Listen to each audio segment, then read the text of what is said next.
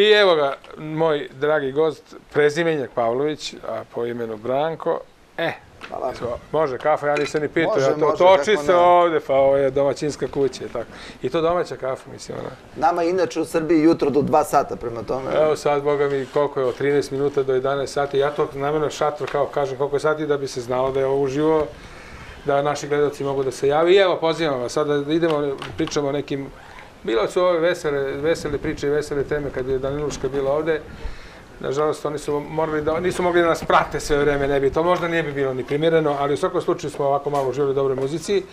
Evo sada predlažem ipak malo ozbiljnije teme koje ćemo dotaći, trudit ću se da baš od vas ovako čujem neke stvari, znam da mnogo znate o ovim tekućim stvarima koje se događaju baš sada u Srbiji. Nije to od juče da znate, nego znate već dugi niz godina, bavite se time, ali da pozovemo naše gledalce 2650-485, uključite se u priču slobodno, javite se, kažem, možete da postavite pitanje ili da kažete vaše mišljenje kako god. Ja rekao od muzike da krenemo. Ima li vremena i koliko ste u situaciji, ajde da krenemo odatle ovako da kažu malo mekše, da uživate možda u muzici, pored svih ovih problema s kojima se svakodnevno narod susreće? Pošto je ovo televizija, mogu da hvalim Radio 202, to nije konkurencija. Ja kad sam u kolima slušam 202 i u tom smislu uživam u njihovom izboru muzike, a kod kuće najčešće čitam i to takvu vrstu štiva koje ne trpi neku muziku. U pozadini uglavnom me ćerke saleću s vremena na vreme, ajde tata poslušaj ovo pa vidi malo kako... I utoliko sam u toku.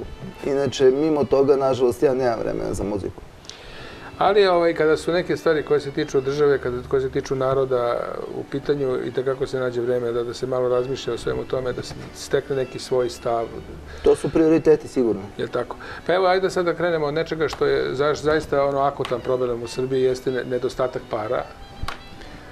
Taj nedostatak para, znači, da se reflektuje u sve moguće sfere života običnog čoveka, pa boga mi i neobičnih ljudi, a onih koji su baš prebogati, pa onda i oni moraju da razmišljaju malo o tom nekom fenomenu. Plašit će se vjerovatno da se ne dogodi ono što se dogodilo gospodinu Miškoviću. Ali hajde sada da vidimo plan, pričamo sada o aktuelnoj vlasti, plan gospodina Vučića, i on je to rekao sada nedavno održanom kongresu, odnosno proslavio rođendana, 5. 2 datuma je dao, i da krenemo možda od toga. Dao je čovjek 2 datuma. 2015. godine obećao boljitak, da se konačno osjeti taj boljitak u životu, standardu, i 2020. godinu decidirano rekao ulazak Srbije u Evropsku uniju. Šta vi kažete? Pa dobro, kao i svaki političar, on samo kaže nemoj da me pitaš za danas. I nemoj da me pitaš za proteklih godinu dana i nemoj da me pitaš za dogledno vreme godinu dana i onda sva obećanja gurne dovoljno unapred. Dakle, ono što je ova vlast propustila, to je da, a imala je tu priliku, to je da pažljivo sagleda zašto smo mi došli do ovde gde jesmo. Prosto morate da analizirate i da kažete, uglavnom su mi svi ekonomski tokovi loši. Zašto sam ja došao tu gde sam došao? Pusti sad krađu, naravno da je ona doprinela u jednom delu, ali i bez krađe, 90% bi isto bilo ovde kao što je sada. I onda kad to sagledaš, da naravno vučeš mere koje su suprotne tome. Ova vlada je nastavila kontinuitet, puni kontinuitet prethodne ekonomske politike i to je čak i personalno preko gospodina Dinkića potvrdila. Tako da je ova vlast čak izgubila mogućnost da kaže to su oni prethodni.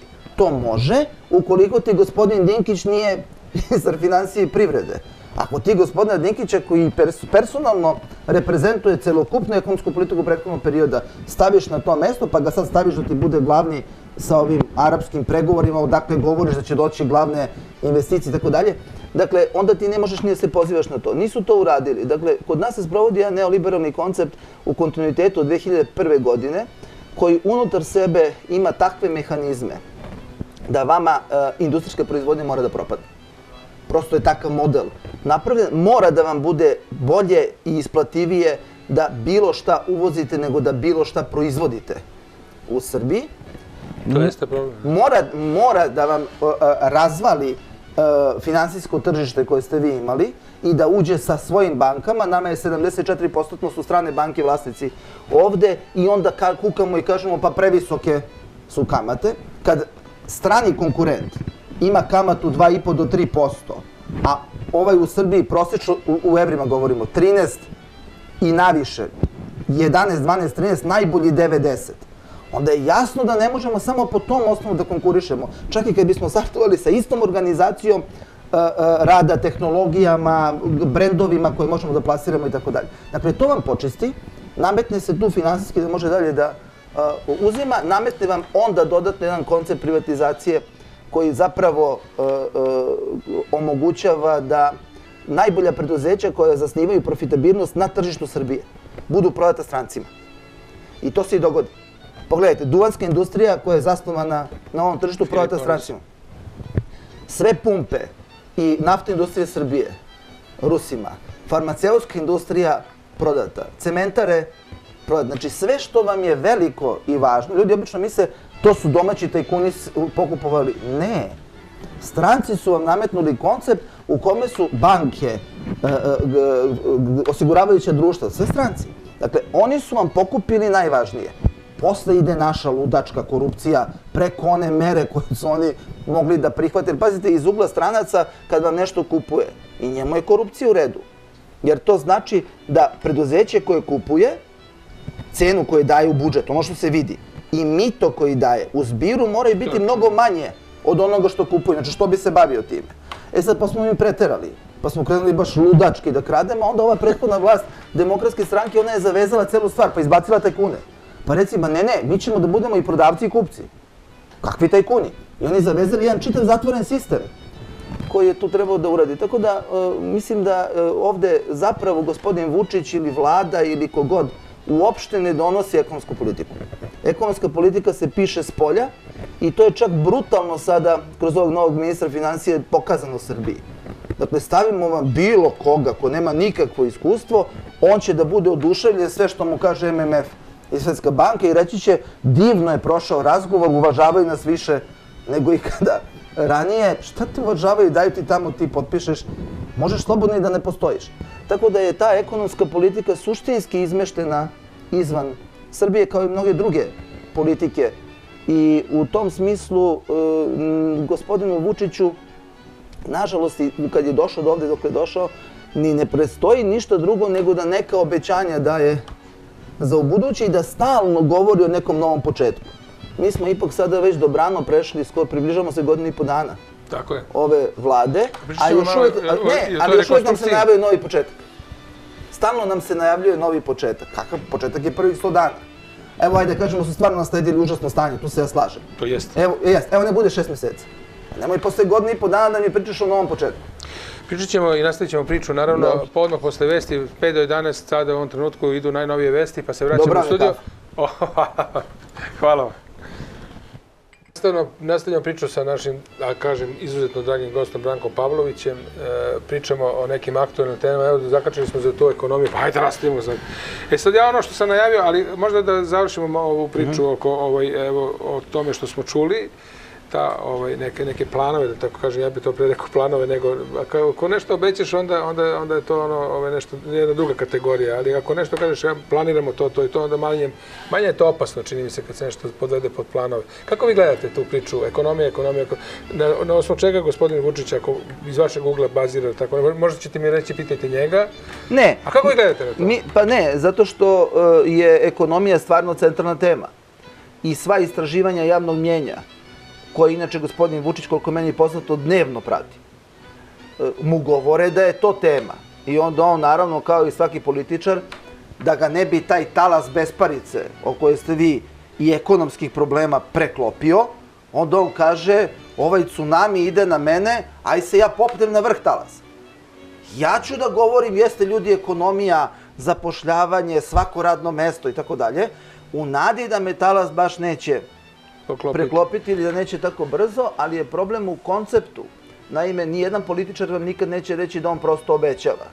Svi će vam reći da su oni izuzetno mnogo razmišljali i došli do tog zaključka, ali ponavljam vam, Srbija je nažalost ostala u jednom okviru koji je nikako drugačije ne može da se odvija nego u pravcu daljeg i sve dubljeg zaduživanja i svih drugih problema koje onda iz toga proizlaze, tako da će se ovde besparica još više pojačavati. Ovde čak postoji jedna greška u koracima.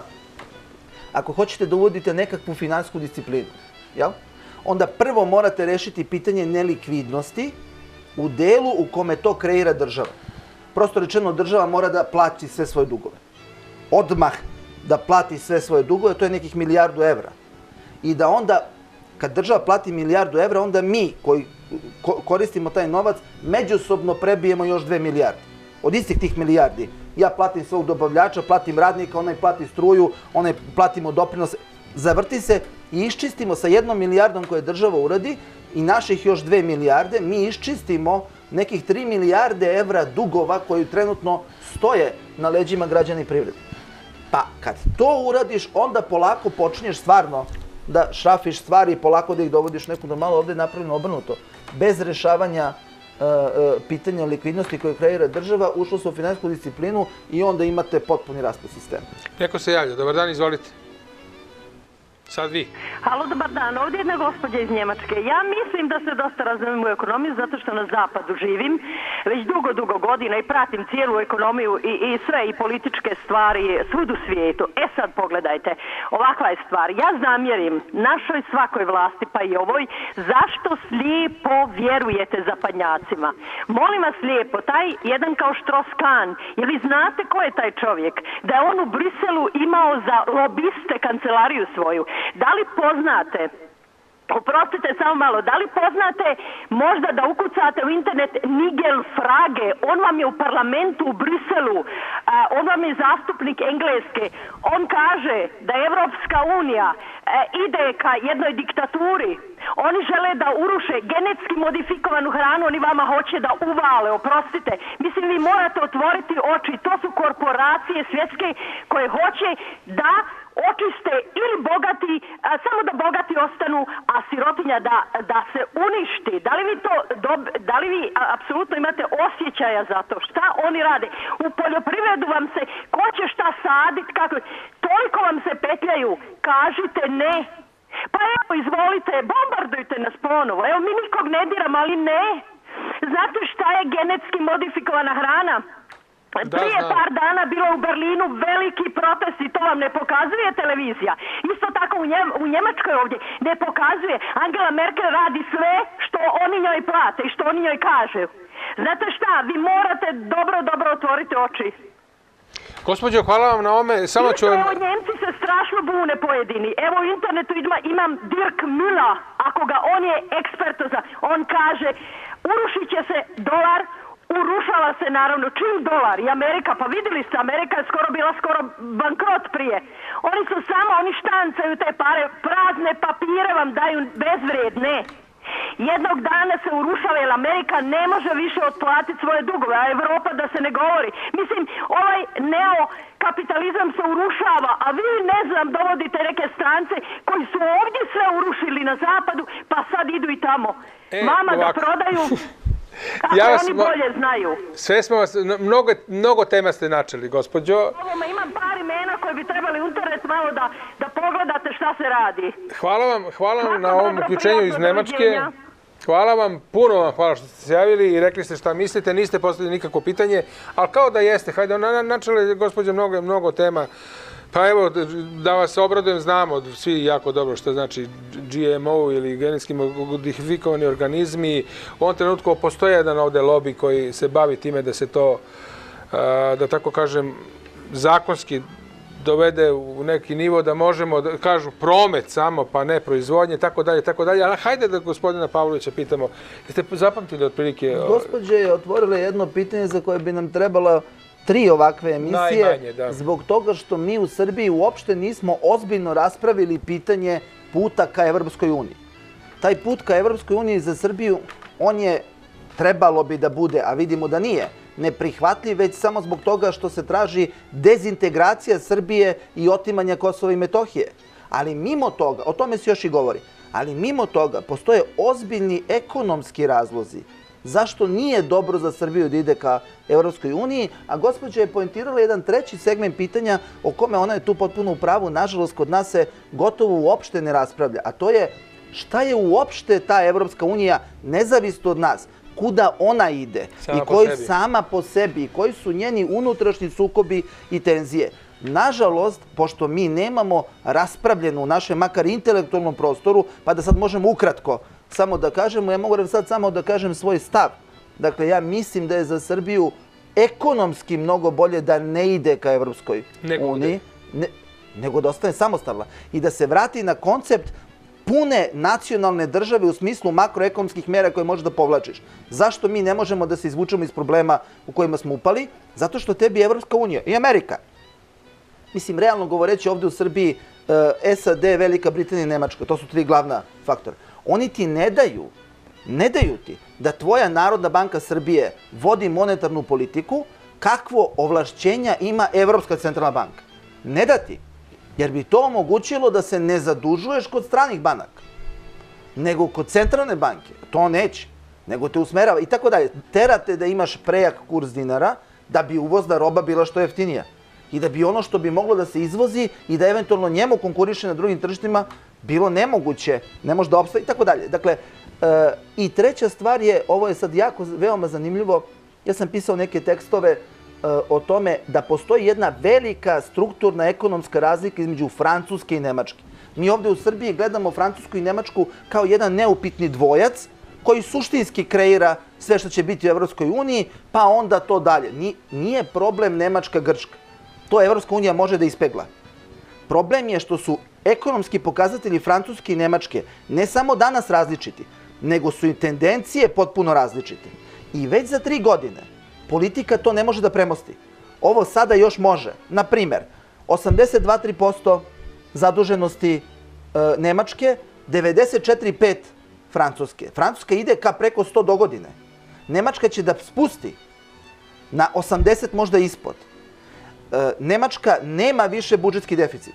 U prethodne 3 godine imala 1%. Ovi ne mogu da spuste ispod 3%. Francuska ima 11% nezaposlenih. Nemačka 5,5%. Znači, velike su razlike.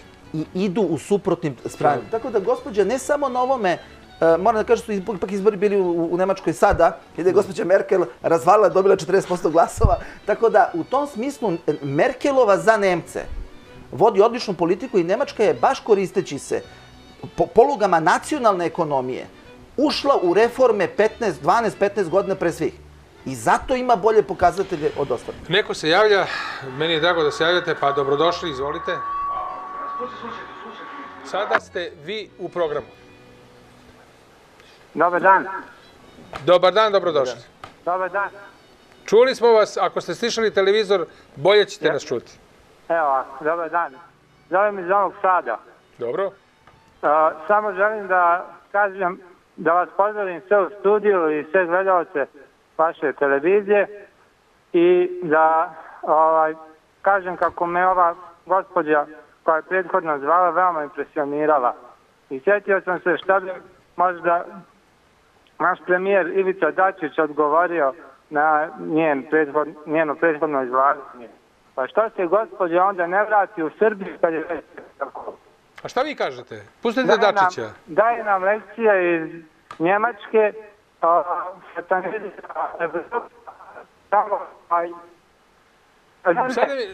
Ivica Dačić je govorio, recimo, Samandiću, koji također ima sina negdje u Evropi.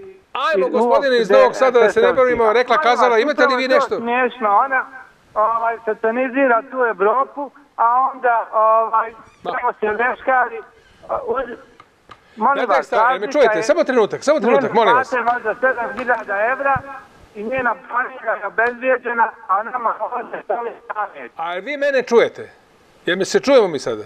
Da. Samo vas molim za vaše mišljenje. Ona žena se javila, odakle se javila, ja sam rekao hvala puno, zaista je lepo što se javila, ima svoje mišljenje. Pustite sad analizu njenog mišljenja. Imate li vi vaše mišljenje? Vaše mišljenje o ovome. Ali Evropa je počela u doba renesansi.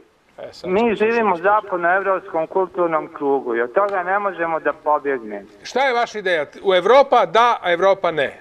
Ajde, kratko.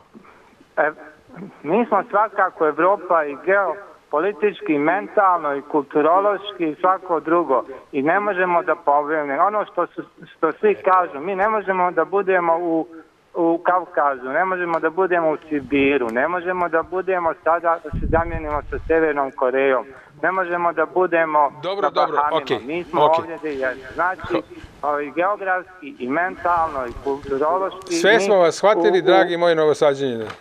Sve smo vas shvatili, imate pravo da kažete možda još nešto s tim u vezi, ali vas molim da to bude malo kasnije. Sada ćemo da se ipak posvetimo našem gostu. Shvatili smo, ova gospođa je protiv, ovaj gospodin je za, u tom smislu konkretno. Ali ja tu mislim da postoji jedna metodološka greška i oni se međusobno ne razumeju izgleda. Jedna je stvar biti za ili protiv Evropske unije kao političke organizacije. Ja sam protiv toga da mi idemo u Evropsku uniju kao političku organizaciju jer ona nosi čitav niz problema o kojima je gospođa između ostalog govorila. Druga je stvar civilizacijske tekovine, ono što zovemo evropskim standardima. Što kaže gospodin, to naravno treba prihvatiti. I ne samo njihove. Fenomenalna rešenja imaju u Kini, neka fenomenalna rešenja imaju u Rusiji, Ekvador ima neka odlična rešenja, Peru ima neka odlična rešenja. Gledate sve zemlje, Australija, gledate zemlje koje imaju ozbiljan, stabilan razvoj, poznavajući uporedne prednosti svih, uključujući naravno i bolji nivo evropskih standarda i to primenjuješ bez obzira što si na nivou nacionalna država ti daje poluge kojima možeš da vodiš bolju ekonomsku politiku nego kad ideš putem Evropske unije. To se vidi na Sloveniji. Slovenija jednom kad je ušla u to, evo idite pa pitajte Slovence, je li im bolje bilo pre ili sada? Pa pre im je bilo bolje. Prema tome, vrlo je važno da gledaoci razumeju i naprave razliku. Evropska unija je politička organizacija koja može da postoji i ne postoji, koja može da bude demokratska i profašistička, koja može da bude progresivna i regresivna i tako dalje. A kulturne povezanosti, otvorenost, jedna lična otvorenost, pa naravno ja kao pravnik da se trudim da budem uporediv sa bilo kojim pravnikom u Nemačkoj ili Francuskoj, naravno da moram da se trudim da imam ista znanja, još bi bilo bolje da imam bolja, jer sam u manjoj zemlji. To je naravno lična otvorenost, kulturna otvorenost, spremnost da se ozbiljno misli i primenjuje ono što je dobro odmah kod nas. To je jedno pitanje. A drugo je pitanje ulazak u političku organizaciju koja ti zapravo sve diktira. Pa pogledajte Grčku. Pošalju ti na kraju Brisel, MMF i Evropsku centralnu banku. Oni to zovu trojka. I tvoja vlada sad pregovara s njima, ništa ne pregovara, nego potpisuje što mora. I možeš ti posle kao građanin da se organizuješ kako god hoćeš. Kako ćeš ti u Atini da srušiš Brisel? Nezadovoljan sam. Kako se to radi? Pa nemoguće. A MMF? Pa nikako. Prema tome, vrlo treba razlikovati politički nivo od vrednostnog nivoa i od stručnog nivoa i od dobrih standarda koje treba primenjivati. I još imamo jednog gledalca, pardon, nije radio, gledalca na vezi. Dobar dan, izvolite. Dobar dan, pa evo još jedna Novosađanka, Angelina je, pošto se pomno pratim, jednu emisiju sinoć sam gledala vezano za restituciju. Strašno interesantna tema i gost vam je bio, to bi trebalo malo i da reprizirate ili češće da se to pojavi. Drugo, gledala sam vašu emisiju vezano za Gemohranu, izuzetno dobra emisija. Ova tema, mi treba da prihvatimo disciplinu, rad i poštenje Zapada, da ne bacamo papir na ulicu, da ne gazimo zelenu travu, da budemo vredni i pošteni, da ne krademo, a ne moramo mi da uđemo u Evropu, mi smo već u Evropi davno. Mi treba samo zakone da poštujemo i da počnemo da radimo i da znamo šta je čije, da ne krademo i sve što je pokradeno, što se zna da je pokradeno i što je uništeno u ovoj državi, da se vrati i da ova omladina ne treba da beži iz ove države, nego da živi ovde. A Gemohrana nikako. Gledali ste premotavanje, pretpostavljam to. I puno hvala na vašim gostima i na vašim emisiji. Gospođo, hvala vama što ste se javili iz Novog Sada, rekli ste vaše mišljenje o svemu i hvala vam na mišljenju. Hajmo opet komentar, gospodine Pavloviću. Pa prvo, to su svi naši dedovi i pradedovi znali da bez rada nema rešenja i gospođa je tu potpuno u pravu. Ja bih samo ukazao na jednu stvar koja se prvi put događa u tom zapadnom svetu. Naime, sve to o čemu ona govori, ta pravila i odgovornost, tamo u tim razvijenim zemljama postoje za običan svet dok se ne primakneš samom vrhu piramide. Kad dođeš na vrh piramide, gde su ti finansijski koji vuku poteze u stotinama milijardama evra, dolara, hiljadama milijardi, oni ne odgovaraju. Problem Zapada je zbog toga što je napravio sistem u kome ako si u samom vrhu, za tebe više odgovornosti nema. A za ovog običnog građanina ima. Tako da tu moramo biti vrlo oprezni. Mi o Zapadu još uvijek mislimo kao o Zapadu od pre 15-20 godina. On se menja i to u jednom vrlo pogrešnom pravcu, baš po pitanju odgovornosti. A da treba da prihvatimo vrednoću, veći rad i tako dalje, ali moramo da shvatimo da dok se ne stvore uslovi, imate vi čitav niz ljudi, pa šta vi mislite ovih milione zaposlenih? Jedna je stvar stvarno nedostatak discipline, radna kultura i tako dalje. Ali vi jednom kad rasturite industrializaciju zemlje, teško posle vraćate u radnu disciplinu, a pogotovo što vam je koncept u kome se krećete i dalje suprotan. Ne možete da budete profitabilni u tome. Ja ne znam kako da ne želim da vas prekinem, ali ovi se naši gledalci javljaju. Imaju prednost uvek. Imaju uvek prednost, pa evo i vi imate prednost. Dobar dan, dobrodošli. Pukla na vez. A ja vas molim, ja vas samo molim da budete strpljivi. Znate, nemojte da budete baš toliko razmaženi. Evo, ja ne mogu gospodina Pavlovića sada pola rečenice stani koči pa sad... Sačekajte malo, brate, pa tu smo, svi smo na istom zadatku da pričamo, da diskutujemo, da dođemo do neke istine. Vi ćete da steknete neko mišljenje. Evo, naši gosti dolaze svako sa svojim mišljenjem, kao i vi što imate svoje mišljenje. Ja se obraćam gledalcima, molim ih, evo, još jednom konkretno ih molim za strpljenje. Evo, sada vi ne morate da budete strpljivi, jer ste upravo dobili vezu, upravo ste se uključili i da zato izvolite. Čekamo nekog ko je pored telefona da se uključi, da kaže dobar dan. Mi kažemo dobar dan. Ja vas malo čujem. Evo, sad mi vas čujemo, samo izvolite. Htio bih da vas pozdravim, vas i vaše gosta. I da iskaže neko svoje mišljenje u vezi ovih upornih građana, sugrađana ove države, koji uporno tvrde da treba da se više radi u ovoj državi. Oni koji rade, oni rade maksimalno, koliko god mogu i rade, pogotovo kod privatnika, mnogo duže nego što to po zakonu treba da se radi. A država u suštini ne čini ništa da zaštiti radno zaposleno i radno sposobno stanovništvo. Maksimalno se čini na to da se zapošljavaju mladi i čudni penzioneri koji su zbog bolesti otišli u invalidske penzije, a onda na volšeban način ponovo počeli da rade po nekim društvenim firmama. Ili čak i nekim privatnim firmama, nije ni bitno. I mi umjesto da kažemo, gospodo, hoćete penziju, idite u penziju. Gospodo, hoćete da radite, izvolite, radite. I onda bismo poslali daleko veći broj ljudi. Znate, hoćemo u Evropsku uniju. Sa čim ćemo u Evropsku uniju? Sa zakonima koje niko ne poštuje, sa pravilima i propisima koje niko ne poštuje. Pogledajte po beogradskim ulicama koliko dnevno ima udesa.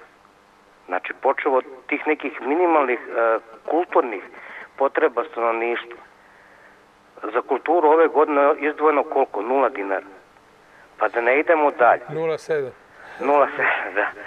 Mislim, eto, ne bih još da vam oduzimam vreme, verovatno imate... Dobro, rekli ste vaše mišljenje, hvala vam na tome. Evo, da dozvolimo i gospodinu Pavloviću nešto kaže. Jedna rečenica samo, sve to što je gospodin rekao ne treba vezivati za Evropsku uniju. Pa valjda to treba da uradimo zbog sebe samih, nezavisno od Evropske unije. Da poštujemo zakon, da racionalno raspodeljujemo ono što imamo. Kad se kaže nerad, misli se pre svega na ove silne partijske kadrove, pregomilane u tim opštinama. Sad mi je skoro neko pričao u Ljigu, tamo je neki bivši vratar u banci postao predsjednik opštine. I tamo je neka konglomera gde su manje više svi u vlasti. I svi drugi su podpredsednici. Sad ima više podpredsednika nego kabineta, nema gde da sedi. Pa kao budete vi kod kuće, ne morate pravimo gužvu, pa neki raspored, da svi primaju plate. Znači na to se misli u javnim preduzećima, nenormalna količina i tako dalje. Dakle, naravno da ovde ko radi mora da radi veoma mnogo i vrlo ozbiljno da bi mogao da opstane, ako je izložen tržištu. Ali, gospođe, kad govori, misli tamo gde su ovi državni i gde su monopolski položaji, pa onda tu ima tog nerada na koji on ukazuje. Dobro, ono što bih hteo da čujem jeste analiza nečega što se zove nikako se ne može govoriti o ravnopravnom učešću hrvatskih, slovenskih i ne znam ja kojih firmi u Srbiji i neki reciprocitet tu ne postoji, je li tako? Teži nuli. Je tako? Znam da ste vi o tome baš pričali, volio bih sad da čujem, da li se to vaše mišljenje u nekoliko promenilo, da li se nešto promenilo u tom smislu uopšte? Ma sve ide gore, znači naročito kada je Hrvatska u pitanju, evo sada im je dozvoljeno da nastave da prodaju duvan nezavisno od toga što nemaju više prava da koriste taj jedan sporazum CEFTA koji je važio dok nisu bili u Evropskoj uniji. I onda čak ne možemo ni taj elementarni nivo da odbranimo, nego nam neko dođe i kaže naredim ti da to moraš i ti ćeš to da uradiš. Šta se dogodilo? Dogodilo se da smo mi potpuno otvorili svoje tržište za hrvatske investitore, a Hrvati su skoro potpuno zatvorili svoje tržište. Za nas, da. Jedan puta se, potpuno, ovde, ako se podsjetit ću sugrađane, prvi veliki tržni centar, na mestu gde tržni centar ne sme da bude, a tržni centar veliki ne sme da bude tamo gde 100.000 ljudi može peške da dođe da kupi, jer će onda da podavi sve male prodavnice. Je Mercator bio. Prvo su Slovenci dobili, ne stari Mercator gore još, nego ovaj novi, kod opštine Novi Beograd, kod bloka 30. Mislite na Novi Mercator. Na Novi Mercator. Dakle, prvi plac te vrste su dobili Slovenci, ne Mišković, nego Slovenci. Tako da, kad to napravite, onda kažu mi smo otvorili, ne znam, 764 radna mesta. Pa da li podavio si 2350 svih koji su radili u malim radnjama gde okolo više ne mogu da imaju tu vrstu... Dakle, kad smo mi probali da napravimo, neki naši investitori da naprave nešto u Sloveniji, onda su im rekli, a znate šta, ne može to da bude negde u Ljubljani, nego izvan. Dakle, to da nema pariteta, to je dramatično. Ovdje sa Hrvatima je dramatično zbog toga što mi imamo 300.000 prognanih ljudi iz Hrvatske. Imamo sporazum o sukcesiji koji garantuje tim ljudima da im se vrati imovina, i privredi, ja sad ne ulazim u to, nego građanima, da im se vrati imovina od 2004. godine ratifikovan i stupio na snagu. Evo sad smo 9. godina, ništa nisu vratili. Prema tome, taj deo imamo. Imamo ovo što nam je ulaze na naše tržište, mleka, frikomi, ovo duvan smo rekli narediti, pa sad moraš nešto što je protivzakonito. A znate što će biti posljedica? Pošto su unutar konkurencija Japan Tobacco, Philip Morris, British American Tobacco, pa oni će da traže kompenzaciju od Srbije. I reći, vidi, to što ti dozvoljavaš meni konkurenciju koja inače nije po propisima, to ti radi zbog tvog puta u Evropsku uniju. Ali meni moraš da platiš štetu koju mi nanosiš na taj, negde moraš da me kompenzuješ. Tako da to sve, sva ta popuštanja idu u stvari preko leđa građana Srbije i ta infantilnost u pristupu u kome mi neprekidno pričamo da su odnosi fantastični, a evo gospodin Slobo Vučićević pokušao da investira u Hrvatsku i mislio, evo, idu ka Evropskoj uniji, morat će da neke standarde da poštuju. Odrali ga. Za 20 miliona evra. Odrali ga, oduvali ga ko da ga nema.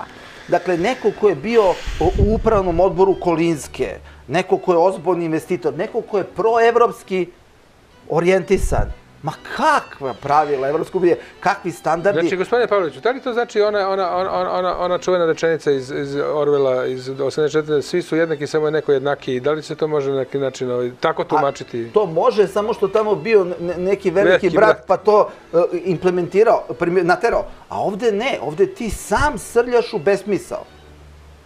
Mogu je neko da kaže neću. A što? Ako ovde kad god neko dođe svi kažu pa može, tako ćeš i završiti. Dakle, da, potpuno ste u pravu. I zašto smo mi otklizali? Pa pogledajte, naša cela prehrambena industrija je u rukama stranaca. Sve trgovine veće su nam u rukama stranaca.